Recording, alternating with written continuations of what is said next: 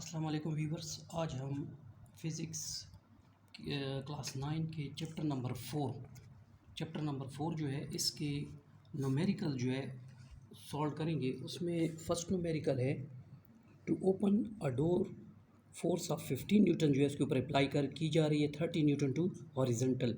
Find the कहते हैं horizontal and vertical component. इसमें हॉरिजेंटल कंपोनेंट भी फाइंड करना है एफ एक्स से जिसको रिप्रेजेंट करेंगे, और वर्टिकल कंपोनेंट्स जो कि एफ वाई से रिप्रेजेंट होता है उससे हम इसको सॉल्व करेंगे। तो पहले आप देखें कि फोर्स जो है आपको एफ 15 न्यूटन एंगल 30 डिग्री है, required data horizontal F x है और वर्टिकल कंपोनेंट एफ वाई है। तो सोल्यूशन भी आपने पहले हेडिंग दे दें इसी की, हॉरिजेंटल कंपोनेंट की। चलें तो हॉरिजेंटल कंपोनेंट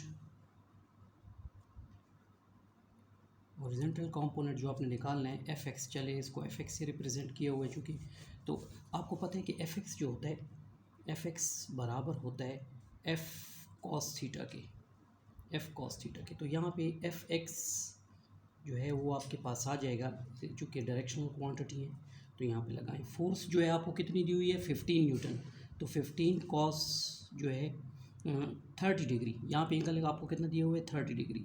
तो F X is equal to आपके पास आ गया 15 मल्टीप्लाई बाई कॉस 30 डिग्री जो होता है वो ज़ीरो किसके बराबर होता है 0.866 के बराबर होता है कॉस 30 डिग्री। तो आप इसको मल्टीप्लाई कर दें 15 मल्टीप्लाई बाई 0.866, तो ये आपको आंसर दे देता है 12 F X is equal to 12.99 newton. अगर आप इसको राउंड ऑफ करके लिखें तो वो भी ठीक है, F X is equal to 13 newton आ जाएगा।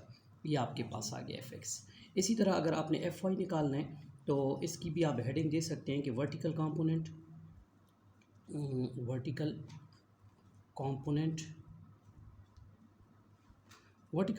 जो होता है उसको एफ वाई से रिप्रेजेंट किया जाता है ना। तो आप इसकी हेडिंग कर दें और इसमें आपने फिर लिख लेना है F Y is equal to F sine theta है। तो F Y is equal to F की वैल्यू आपके पास मौजूद है, वो आपको पता है कि कितनी है 15 है। तो 15 साइन, अब थीटा जो है वो आपके पास 30 डिग्री है, लेकिन F Y is equal to 15 sine 30 degree जो होता है वो 0.5 के बराबर होता है। तो अब आप मल्टीप्लाई कर दें इसको 15 मल्टीप्लाई बाई 0.5, तो ये आपको दे देगा 7.5, यानी एफ वाई जो है आपके पास आ जाएगा 7.5 न्यूटन, क्योंकि फोर्स की यूनिट क्या होती है न्यूटन होती है ना। तो फिर यहाँ पे आप न्यूटन लगा देंगे। सेकेंड क्वेश्चन जो है, bolt on a car engine needs to tighten with torque 40 newton है, टर्निंग इफेक्ट टॉर्क जो है 40।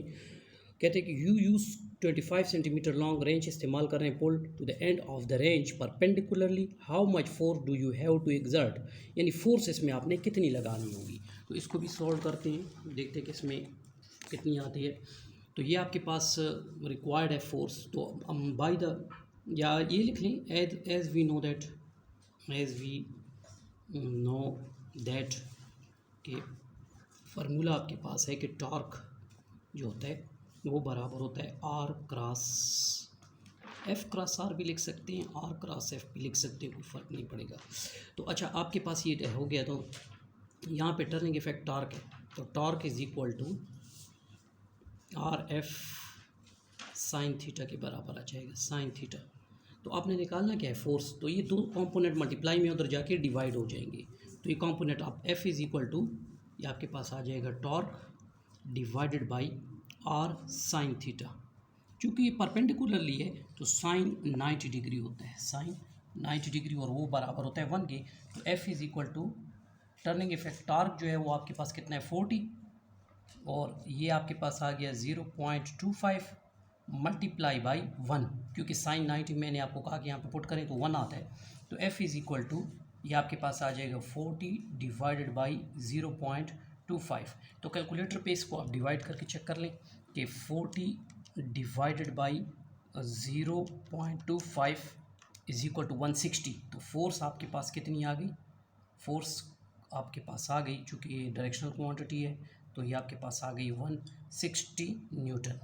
तो तो ये सेकंड न्यूमेरिकल भी सॉल्व हो चुका है यहाँ पे। थर्ड न्यूमेरिकल में सन हुज मास इस कहते हैं 43 kg, इसका मास जो है 43 kg है, sits 1.8 metre from the centre of the सीसा।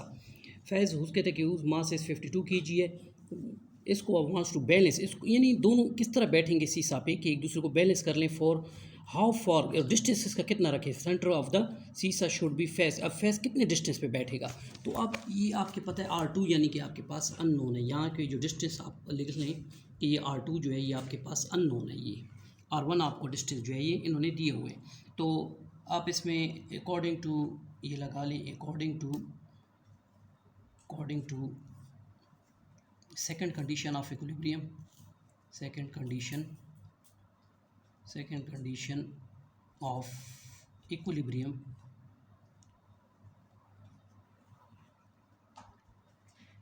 इक्विलिब्रियम की सेकंड कंडीशन क्या है, आपको पता है कि टर्निंग इफेक्ट टार्क जो है, टार्क ये जो है T1 इक्वल होगा टर्निंग इफेक्ट टार्क जो है T2 के।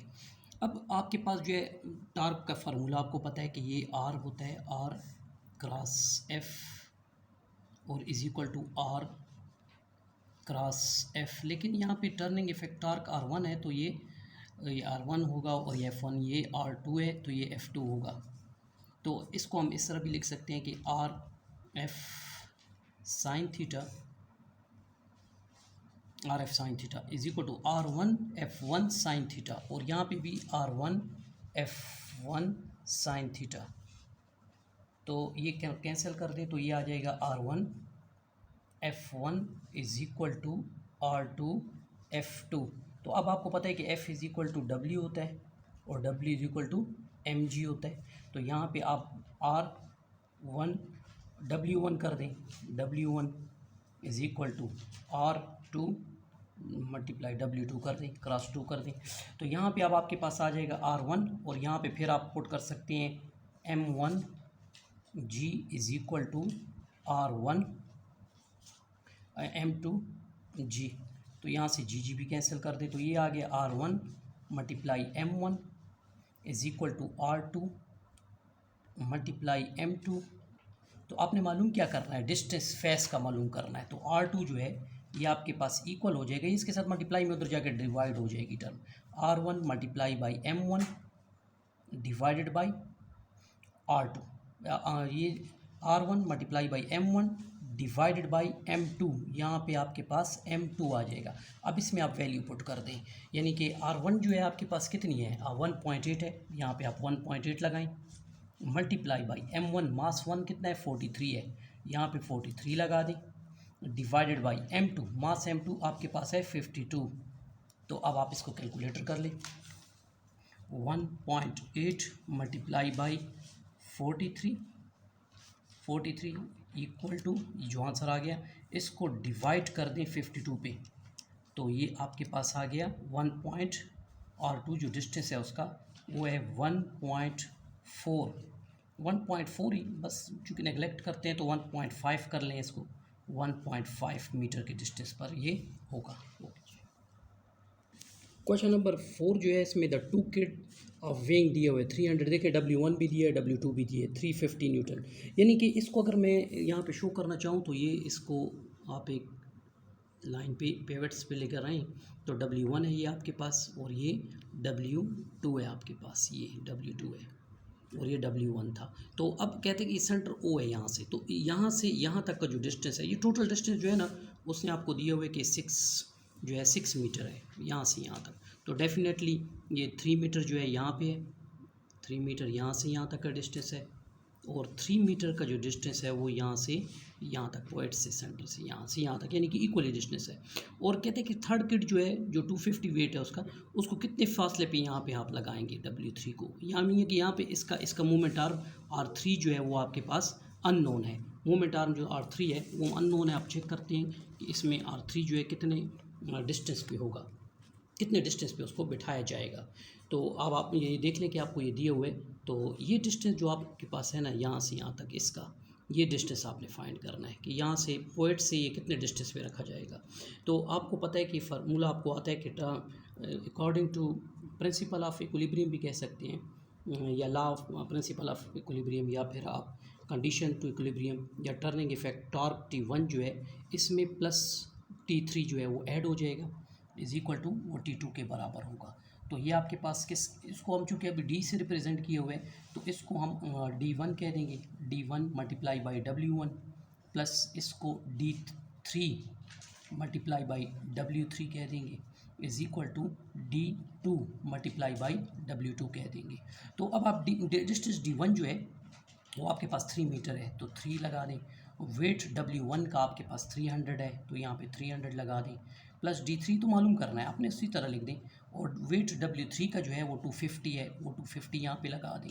D2 आपके पास जो है डिस्टेंस ये भी 3 है और वेट W2 जो है वो आपके पास 350 के बराबर आ गया, तो इसको मल्टीप्लाई करें तो ये 900 हो जाएगा, प्लस 250 D3 आ जाएगा आपके पास, और ये आपके पास 1050 आ जाएगा। तो अब ये आप प्लस है, ये क्वांटिटी उधर ले जाएं, माइनस कर दें तो ये 250 D3 इज़ इक्वल टू ये आपके पास आ जाएगा 1050 माइनस 900, तो 250 D3 इज़ इक्वल टू 150 में से माइनस कर दें। चलें आप ये देख लें कि 150 में से माइनस मैं कर रहा हूँ, यानी कि 1050 में से मैं माइनस कर रहा हूँ 900 को, तो ये मेरे पास आ जाता है 150, ये मेरे पास 150 आ गया।